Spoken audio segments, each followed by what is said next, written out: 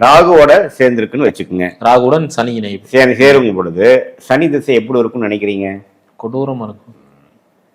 அதே யோகமான தசை சார். சனி இப்ப நான் மிதுன லக்னத்துல பிறந்திருக்கேன். நீங்க சொன்ன மாதிரி சனிக்கு பிடிச்ச ஒரு லக்னம் தான்.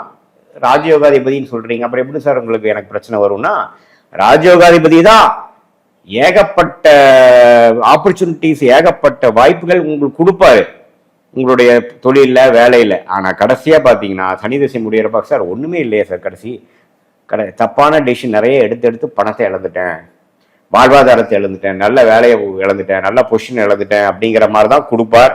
அது சனி ராகு ஒரு 8 டிகிரி 9க்குள்ள சேர்ந்துட்டான். இதே ஒரு 13 டிகிரியோட தள்ளி இருந்தாங்கன்னா பரவாயில்ல சார், அப்பப்போ கொஞ்சம் அடி வாங்கினேன் சார், கடைசியா வந்துட்டு நானு அப்படிங்கிற மாதிரிதான் கொடுக்கும். அது ராகு திசையா இருந்ததுன்னா நம்ம மோசமா இருக்கும். அது ராகு திசை பேசுறப்ப நம்ம பேசலாம். சனி திசை ராகுவால் பாதிக்கப்படுகிறார்.